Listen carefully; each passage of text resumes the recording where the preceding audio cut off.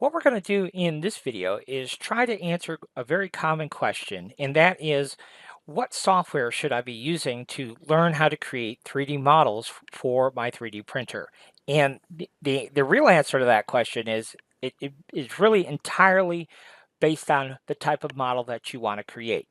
Now, if I'm looking to create a realistic sculpture of an alligator, for example, I'm not going to be using TinkerCAD for that. I'm not going to use InkScape for that. For something like that, I'm probably going to want to use Blender.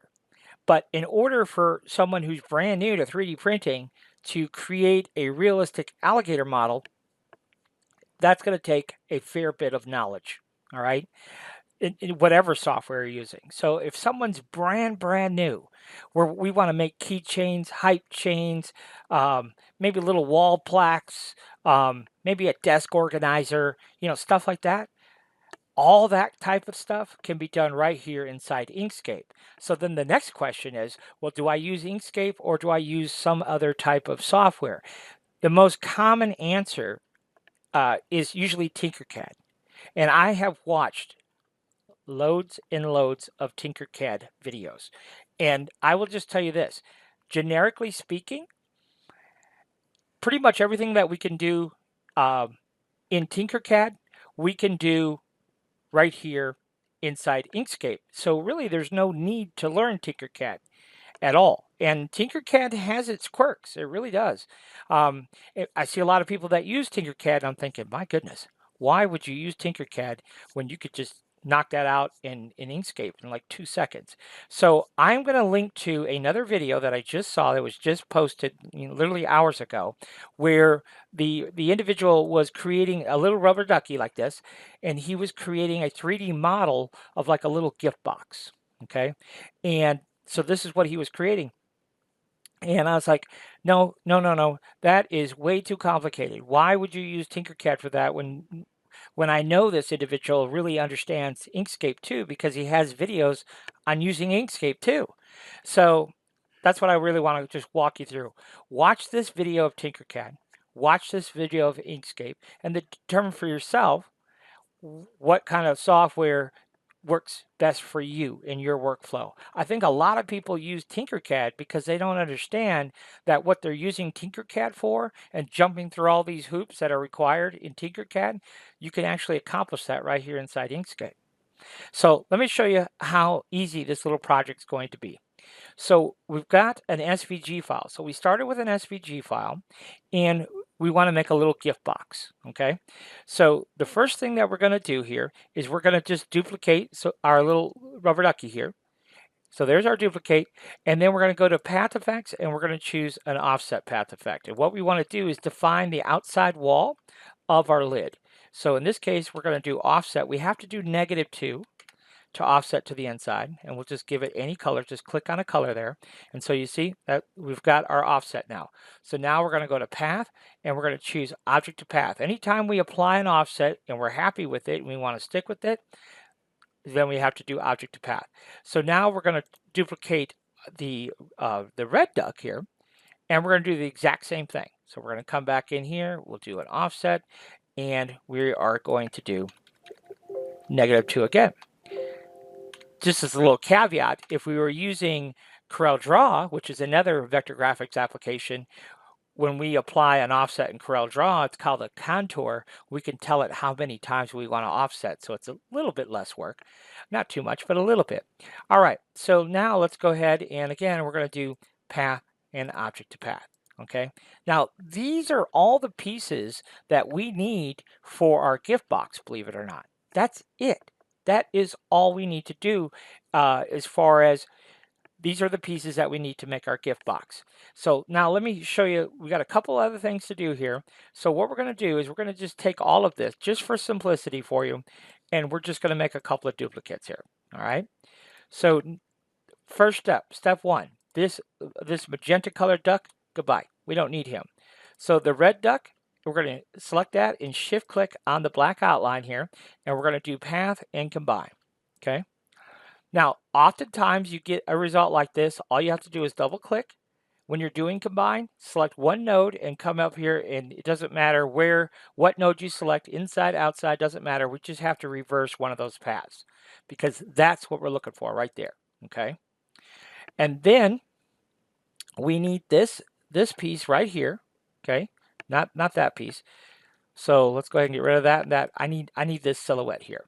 And I need this silhouette for two reasons. I need it for my lid, and I also need it for my base. And you'll see this here in a second. So we need that piece, but now we don't need it down here. We'll go ahead and dispose of that.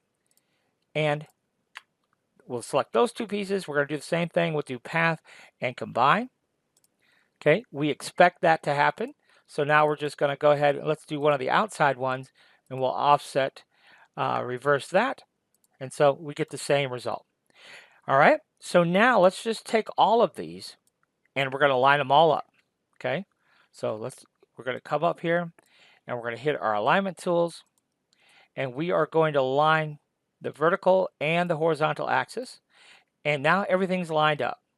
Okay, so this black piece here, let's just give it a name. It doesn't really matter what name we give it. We don't have to name it, but we're going to, and we're just going to call it backplate. Okay, so there's that. Did we grab the right one here? Which one did we grab? No, we sure didn't. We want that. There we go. That's our back plate. Let's move it back down again. There we go. Do back plate. Okay, so there's our back plate. And then we can just turn that off. Okay, then the next thing we want to focus on is what? That piece there is our box outer wall, which means this is the lid outer wall. Okay, now one key thing I want to point out here is you'll notice that the box outer wall and the lid outer wall match perfectly. Okay, now this is not desirable, obviously, because how are we then going to put our lid on our box? But we're going to address that when we pop over into our slicer and show you how to address that very, very quickly and easily. So let's go ahead and untick that. So we have our three pieces. We have our back plate, we have our box outer wall, and our lid outer wall. So let's go ahead and file and save. And let's call it Duckie box. Okay. So there is our Duckie box. And we were saving it to the desktop, and there we go. So now we are done here in InkScape. All right. So now what we're going to do is pop over to our slicer and show you how to turn it into a 3D model. So here we are inside Bamboo Studio. A couple of points to make about Bamboo Studio is no matter what printer you're ultimately going to print to, you could use Bamboo Studio as your slicer. So you do not need a Bamboo Labs printer in order to use Bamboo Studio. Having said that, everything that I'm about to show you here in Bamboo Studio, you could certainly do in your slicer. So in Creality, in Cura, in Orca, in Prusa, they all basically have the same options. Now, where you get those options might be a little different than here in Bamboo Studio, but you should be able to follow along just fine no matter what slicer we're using. So with that said, let's go ahead and import our SVG file. And there is our Duckie box. Okay, and now when we bring in an SVG file, it all comes in as one assembly. You can see we have three parts over here. Comes in as one assembly, and it's always going to come in 10 millimeters thick and one color as well, whatever your first filament color that is defined in your file. So what we're going to do here is we're going to go ahead and add a new build plate because we need to make a copy of our assembly. Now remember, we have a top and a bottom, right, for our box. So let's go ahead and start with our bottom. Okay, and this is what we're going to do here. So we are on plate number 1. You see that there. So this first object is going to be our flange. We'll call it flange. And then the next object is going to be our outer wall. Okay, and then the last object we don't actually need. So we'll just go ahead and get rid of it. So now what we need to do is we need to define how thick the flange is going to be. So we'll go to scale and we'll say it's going to be 2 millimeters thick. Okay, and so now it is 2 millimeters thick. And then we want to go over to the move tool and we want to make sure that the world coordinate for the flange is sitting at 1. And why 1? Well, because when we're dealing with z values, z heights, our flange is 2 millimeters thick, divided by 2, that's 1. So when we want that flange to sit on our plate, that's why we would define that as 1. You see that there? So there is our box bottom. This is 10 millimeters tall, this ledge, with a 2 millimeter flange. So that's basically all we need to do. Now we should go ahead and do one other thing real quick, and that is to define, because we have a problem. Remember when we were in Inkscape, I said that the box and the lid are where those two connect are exactly identical. All right, and so you're going to have fitment options if you try to put the lid on our box as it sits. So what we're going to do is come over here to global, and so on this plate we're gonna scroll down here a little bit. Let's see, you want to be on quality, and so there's precision, and we're going to scroll down a little bit, and you'll notice right here it says XY contour compensation. And yes, we want this to print ever so slightly smaller. So we're going to go negative about 0.3, something like that. Okay, and so what that will do is that will print this just 0.3 of a millimeter smaller, and that will give us the amount of leeway that we can put our lid on here very easily. So now we'll come back over here. Now we're going to deal back with plate number 2. So essentially we need to do the same thing. So, but now we are on plate number 2. Let's go ahead and scroll that over. So here we are. So now we're going to create our lid. And so to create the lid, what we're going to have to do is that first piece is going to be the lid front. Okay. And then the next piece is we're not actually going to use. And then the last piece will be our outer wall. Okay. So that takes care of all of that.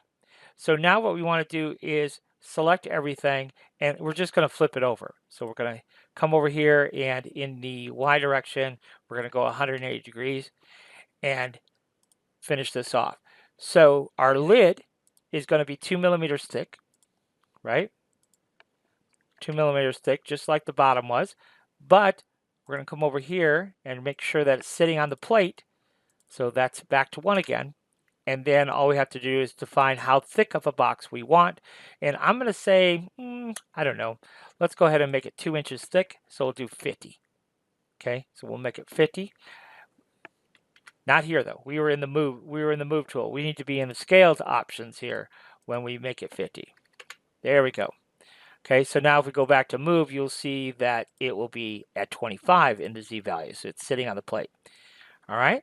So now we just have to make sure that our back is put back at 1.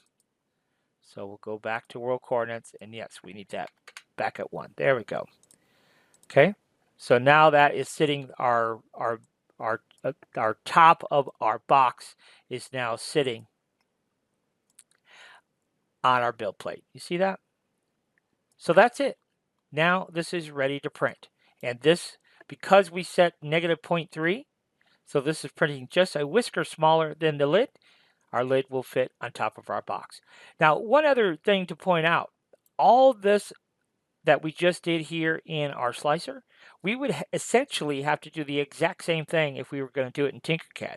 You would have to set your, set your various thicknesses and things like that. But you'll see in the TinkerCAD video, there's a little bit more to the TinkerCAD way than it is just to do it in Inkscape and your slicer. So for me, it's a little bit more streamlined workflow. For you, who knows? You may prefer to do it in TinkerCAD, I don't know. But that's how we do it here in Inkscape and Bamboo Studio. So I hope that was helpful to you. And until next time, thanks for watching.